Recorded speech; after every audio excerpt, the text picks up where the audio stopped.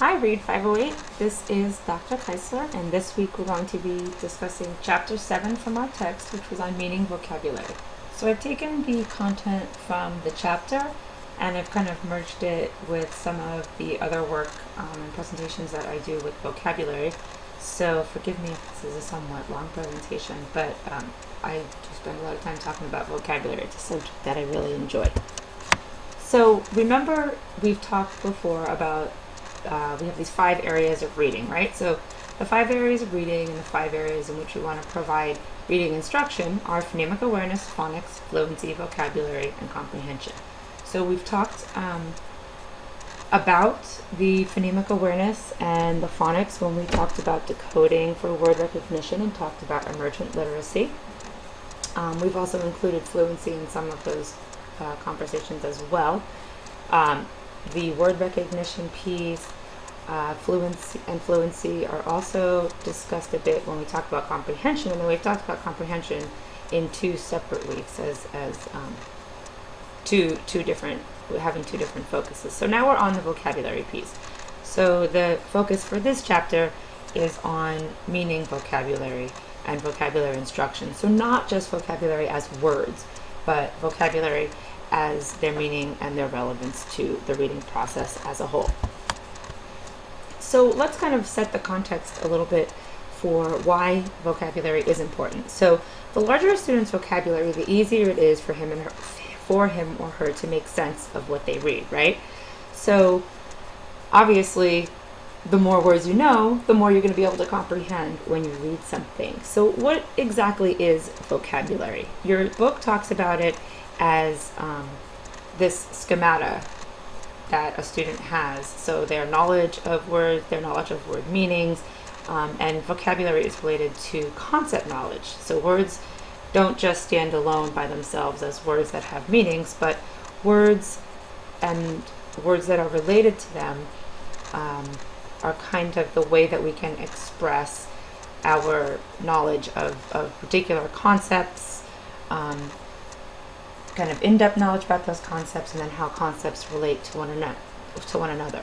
So the words that we know really demonstrate how much we know about things, subjects, topics. So you can think about vocabulary as that storehouse or filing cabinet of words in our mental dictionary. So we've got these 2 types of vocabulary. We have our oral vocabulary, which are words obviously that we generally tend to know the meaning of because we use them when we speak. And then we've got print vocabulary, and those are words with meanings that you can figure out from text. So words are more than just lists. They're more than kind of those traditional lists of dolch words or sight words as we have discussed in other chapters. And oh, look at that, you don't need to know that I have okay, there we go, that I have a discount for my upgrade. Sorry about that. So and it's also, more than just the words that students can decode phonetically. So when we talked about words in the word recognition chapters, we really talked about them more as words that students can read. So not necessarily words that students know. And that's what we're talking about this time. So components of effective vocabulary instruction.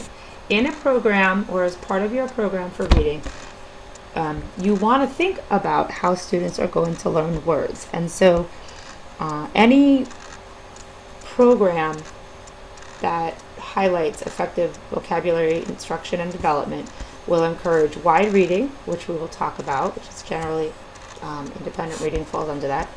You'll model and promote high quality oral language and oral vocabulary use. Develop within students what we call word consciousness. It will include the direct and explicit teaching of specific words, and then teaching and modeling of independent word learning strategies, right? Because we can't teach students explicitly and directly all the words they need to know. They need to have these strategies so that when they're reading on their own, or they're reading in their text, or they're reading for enjoyment, they know what to do when they come across a word they don't know, rather than, outside of just being able to decode and pronounce the word, they need to be able to figure out what that word means. All right, so The link between vocabulary and comprehension depends on how much knowledge you have of word meanings. So vocabulary knowledge is obviously strongly related to overall reading comprehension. If a student can decode a word and they can pronounce that word, but they don't understand the meaning, then they're going to have trouble comprehending that passage or that sentence, or perhaps even that text, right? So our goal is for students to have a large storehouse of words that they know the meanings of automatically, but students are going to come across words that they don't recognize automatically and efficiently or fluently, and then their comprehension can be affected if they don't have these strategies for being able to go back and figure out what those words mean. And then obviously how much knowledge you have of what different words and many words mean can also help facilitate that word recognition piece, because remember we discussed a little bit about using your different processors when you're decoding.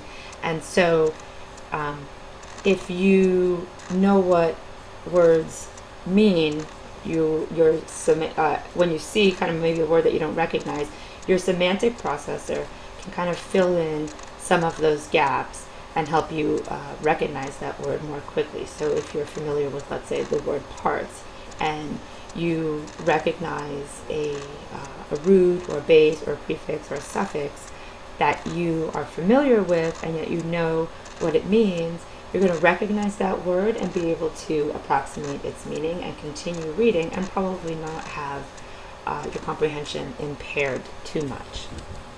So, being able to comprehend a text, well, we focused kind of earlier in terms of word knowledge, we focused on the fluency piece and the word recognition. Well, obviously then understanding the meaning of those words is going to influence how much we understand that text. So we need both of those pieces, right? We need the word recognition piece and we need the meaning piece. So let's talk a little bit about why vocabulary is so important. And I have a couple of slides I think that will really demonstrate for you, if you don't already have knowledge of this, why vocabulary is so important. And this is what we call the vocabulary gap. So the differences in vocabulary development start really early. There's been several studies by Hart, Mearsley, and others that show that the average child from a family on welfare would hear about 3 million words a year versus about 11 million words a year heard by children from a professional family. So you can imagine how that gap starts early and then continues to grow, right? So by age 4, the gap in the words heard in different socioeconomic strata of family can grow by tens of millions, right? So 13 million versus 45 million. Children from professional families speak more words than parents from a family who's on welfare. So think about that. Children from a professional family would be able to speak more words and have a richer oral vocabulary than the adults in a family that was on welfare. So this is a chart from that same study that represents graphically that information. So if you take a look, they studied families of children from families on welfare, what they consider working class families, and then professional class families. You can find several studies too that also equate this to no high school education, some high school education, some college, master's, PhD. So you may have seen studies that kind of look like this, but if you take a look, words heard per hour, right? So just words being spoken in the home and to children. So 616 versus nearly 2,100 or over 2,100 words. And then you can kind of bring that out. And so this is that last fact that I gave in the previous slide. So over the course of 4 years, so by the time a child is 4 years, a student or a child growing up in a family that was on welfare would have heard about 13 million words. And many of these words are repeated. These are not necessarily distinct and unique words, obviously. 26 million in working class and 45 million. So that is a huge, huge gap. And when children are small and children are young and their language is developing, they learn quite a bit, right, just from their environment. So just what they pick up around them. If you're in 514 right now, I would imagine that you're discussing a bit about language development and how important the environment is to language development when students are very young. Students, I always call them students, children, right? I guess they're children before they're students. So kind of the way these differences play out, the practical differences, by the time kids get to school, they enter school with a listening, this is your average kid, enter school with a listening vocabulary ranging from about 2,500 to 5,000 words, right? And then of course, these differences are more pronounced amongst different groups of students. So first graders from higher SES groups know about twice as many words as their lower socioeconomic peers. This gap continues to grow because as students know more words, they use more words, they hear more words, they understand more words. If you've heard of that, the Matthew effect, right? So the rich get richer and the poor get poorer. So the more words that you know, the more words you're going to be able to learn at a much faster rate. The less words you know, the more impaired learning new words becomes or is. So those vocabulary differences by about grade 2 can really last throughout elementary school, and there have been several studies that actually map this out all the way through grade 12. And these gaps in vocabulary and in listening vocabulary and in oral vocabulary that students come to school with can really persist and do persist throughout their educational career. And in many cases, by the time we start thinking about adolescent literacy, we're talking about grades 4 through 12, that gap just gets huge because the content vocabulary piece comes in and students really start digging in and learning more about different topics and subjects. And so again, the kids that know more words can get through that more effectively and efficiently. They have better strategies for learning words that they don't know the meanings of automatically.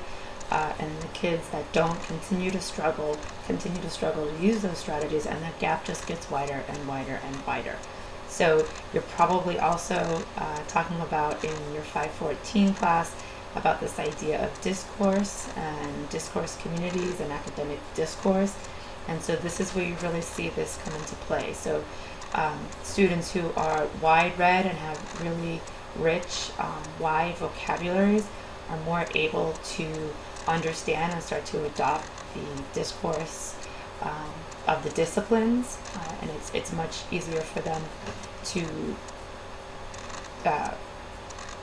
pick up that academic vocabulary and to engage in those academic discourse communities, whereas students that have very limited vocabularies, this also limits their ability to use those words and to work within those communities of discourse. So it really, vocabulary knowledge and the vocabulary gap is a really significant issue when you're talking about academic success across socioeconomic strata, across the stratas of language development, and really of many areas of culture and class, and kind of where those factors intersect. So just kind of as a barometer, college entrants need about 11 to 14,000 root words that they understand and know to be able to get through the academic curricula in college. All right, so I'm going to actually leave off right here, and we will talk about the ways that words are learned in the second screencast.